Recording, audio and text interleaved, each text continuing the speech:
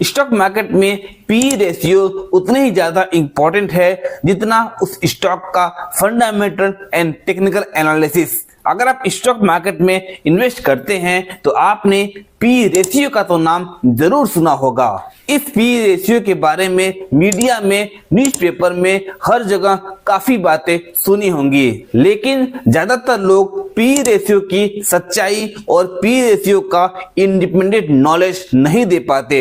Stock market में fundamental strategy में सबसे ज्यादा सर्च की जाने वाली चीज है पी रेशियो। हम बात करेंगे पी रेशियो है क्या, ये कितना इंपॉर्टेंट है, इसको कैसे चेक करते हैं, पी रेशियो कितनी टाइप्स की होती है, किसी भी स्टॉक का पी कितना होना चाहिए और कब कब पी रेशियो को अप्लाई कर सकते हैं और कब नहीं, और कब पी रेशियो से हो सकता है बहुत बड़ा धोखा, और भी बहुत कुछ स्टेप बाय स्टेप। तो P ratio means price to earning ratio, price upon earning means P ratio. मान लीजिए XYZ कोई कंपनी है जिसका करंट शेयर प्राइस 1000 है, तो ये हो गया हमारा पी। अब इसके बाद आती है अर्निंग। तो हम मानते हैं कि XYZ कंपनी की अर्निंग 100 रुपए पर ईयर है। अगर हम 1000 रुपए को अर्निंग यानी कि 100 रुपए से डिवाइड कर दें तो कंपनी XYZ का पी हो जाएगा 10 रुपए। और वैसे ही सेकंड कंपनी ABC को अगर हम मान ले तो शेयर का प्राइस है 2000 रुपए और कंपनी की प्रॉफिट वही है 100 रुपए, तो हम फिर से प्राइस को अर्निंग से डिवाइड करते हैं तो इस कंपनी का पी हो जाएगा 20। तो बेसिक कॉमन सेंस तो ये बोलता है कि जिस कंपनी का पी कम है यानी कि सस्ता है, यानी कि वो कंपनी सस्ती है, और अगर पी जितना ज्यादा है तो कंपनी उतनी ही महंगी है। तो ऐसे देखने से तो ये लगता है कि कंपनी XYZ जो कि 10 की पी पर है वो सस्ती है और कंपनी ABC जो 20 के पी पर है वो महंगी है। लेकिन क्या इतना आसान है? अगर इन्वेस्टिंग इतनी आसान होती तो सब नहीं कर लेते? तब तो आपको कुछ भी नहीं करना है, आपको किसी भी वेबसाइट पर जाके उस कंपनी का पी चेक करना है और जिस कंपनी का पी कम रहेगा यानी कि वो कंपनी सस्ती रहेगी और उस स्टॉक को खरीद लेना है। और हो गई इन्वेस्टिंग, खरीद लिए सबसे सस्ते शेयर और बन गए आप सक्सेसफुल इन्वेस्टर। ऑब्वियसली ये इतना आसान नहीं होता, हमें बताया और दिखाया जाता है कि ये इतना आसान है, लेकिन ये गलत है। अब बात करते हैं कि इसमें क्या क्या एक्सेप्शन हैं और क्या क्या कॉम्प्लिकेशंस आ सकते हैं और क्या पी रेशियो में आपको सावधानी रखनी है। देखिए, पी रेशियो को अगर हम आसान शब्दों में समझें तो उसका मतलब ये होता है कि अगर कंपनी कमाती है 100 रुपए पर ईयर तो उस 100 रुपए कमाई के लिए आज हम कितना पैसा दे रहे हैं। तो अगर हम 100 रुपए पर ईयर कमाने वाली कंपनी को अगर हम 1000 रुपए आज दे रहे हैं यानी कि मैं उसकी ईयरली अर्निंग का 10 गुना पैसा दे रहा हूं, तो कितना पैसा देना चाहिए ईयरली अर्निंग का? 10 गुना, 20 गुना या फिर 50 गुना? ये किस चीज पे डिपेंड करेगा? ये डिपेंड करेगा उसकी पास्ट अर्निंग में नहीं, उसकी फ्यूचर की अर्निंग पर। अब वो कैसे, चलिए एक एग्जांपल से समझते हैं। कंपनी XYZ जिसकी हमने बात की, ये क्यों सस्ती है? मार्केट इसको 10 का पी दे रहा है, किसी को 20 का पी दे रहा है। हमें लगेगा कि जिसका पी 10 है वो सस्ती है और जिसका पी 20 है वो महंगी है, और जिसका पी 10 है जो सस्ती है, हमें ये भी जानना जरूरी है कि जिसका पी सस्ती है, जिसका पी कम है वो क्यों है, उसके पीछे रीजन क्या है। सस्ती है तो क्यों सस्ती है? तो मान लीजिए कंपनी XYZ एक साल पैसा कमाई 80 रुपए, दूसरे साल 90 रुपए और तीसरे साल 100 रुपए, यानी कि ये कंपनी अपनी ग्रोथ को 10% के हिसाब से बढ़ा रही है। यानी कि ये कंपनी अपनी ग्रोथ को, अपनी अर्निंग को 10% के हिसाब से इंक्रीज कर रही है, 10% के हिसाब से बढ़ा रही है। तो फ्यूचर में हम इस कंपनी की ग्रोथ को भी उम्मीद कर सकते हैं कि ऐसे ही ये कंपनी अपनी ग्रोथ को स्लोली, धीरे धीरे बढ़ाती रहेगी। तो जिस कंपनी की अर्निंग ग्रोथ स्लो रहेगी उसका पी भी कम रहेगा। वही कंपनी अगर हम ABC को देखें तो ये कंपनी पहले साल 20 रुपए कमाई, दूसरे साल 50 रुपए और तीसरे साल 100 रुपए कमा रही है। तो ये कंपनी अपने प्रॉफिट को बहुत तेजी से बढ़ा रही है। ये कंपनी बहुत तेजी से अपने प्रॉफिट को, अपनी अर्निंग को बहुत तेजी से ग्रो कर रही है और इसीलिए मार्केट इसको हाई पी भी दे रहा है। तो सिर्फ ये देखना कि ये हाई पी कंपनी है तो मैं इस शेयर को नहीं लूंगा तो ये गलत साबित भी हो सकता है। अब इस बात को ध्यान से समझिएगा कि अगर कोई कंपनी अपनी अर्निंग को काफी तेजी से, काफी जल्दी अपनी ग्रोथ को, अपनी अर्निंग को बढ़ा रही है तो आज अगर कंपनी को आपने महंगे पी पर लिया है, लेकिन कंपनी अगर अपनी अर्निंग को डबल कर लेती है, अपनी अर्निंग को काफी तेजी से बढ़ा लेती है तो आपको महंगा पी अगले साल बहुत सस्ता पी हो जाएगा।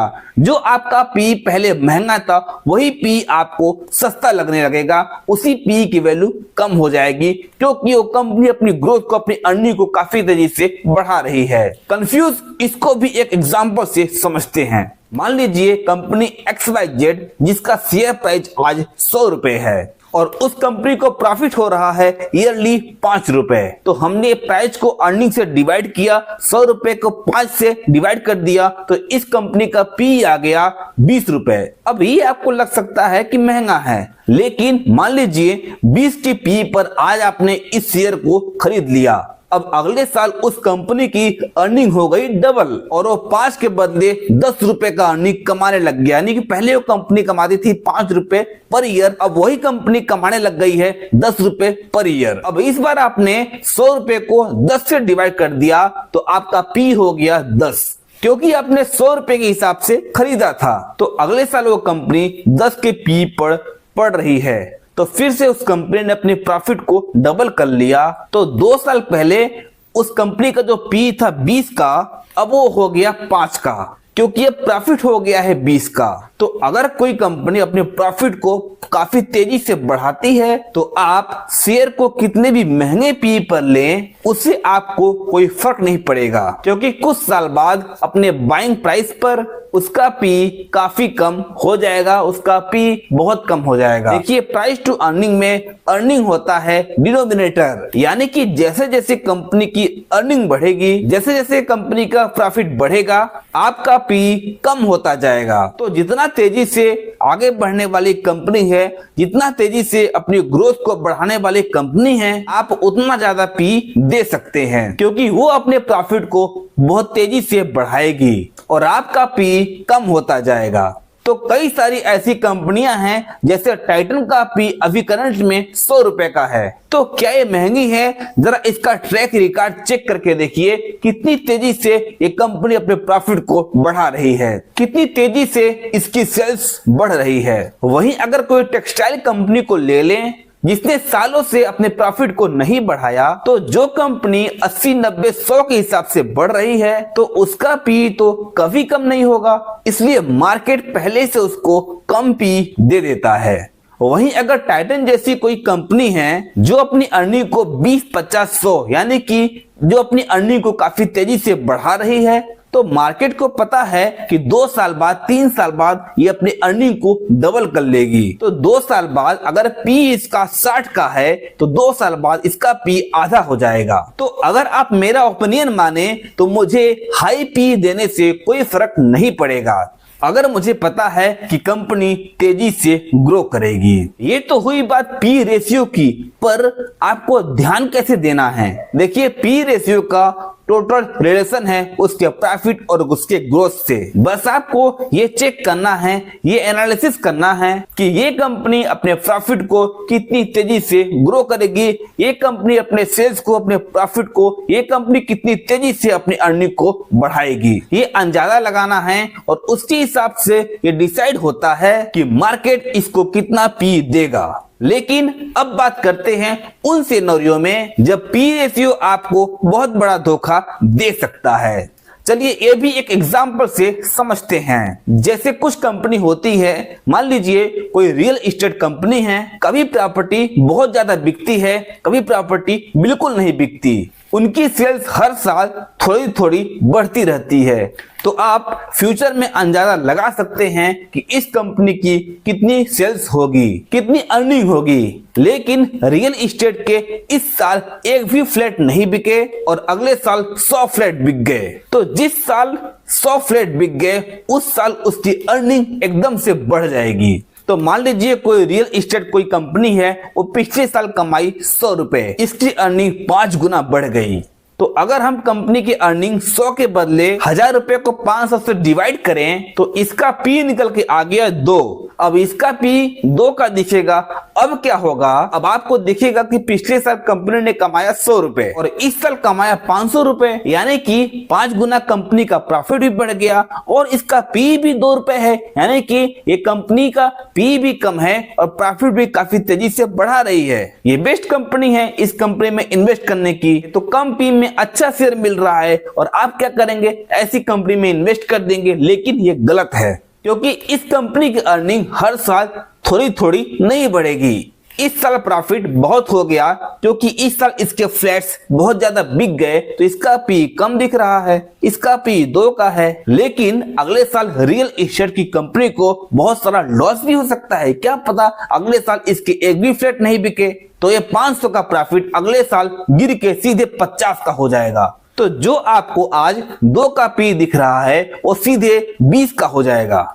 इसलिए जब आप रियल एस्टेट कंपनी का शेयर ले रहे हैं तो कम पी देख करके ज्यादा खुश न हो, क्योंकि अच्छे टाइम में इनकी अर्निंग बढ़ती है तो इनका पी कम दिखेगा और बुरे टाइम में जब इनकी अर्निंग घटती है तो इनका पी ज्यादा दिखेगा। तो इनफैक्ट कई बार हाई पी पे किसी शेयर को खरीदना कभी कभी अच्छा भी हो जाता है, क्योंकि हाई पी पे आपको पता चल जाता है कि अभी हालात बुरे हैं, अभी इसके शेयर सस्ते में मिल रहे हैं। अगर आगे जाकर प्रॉफिट होगा तो यही पी जो आज 20 का दिख रहा है ये पी 5 का दिखने लगेगा।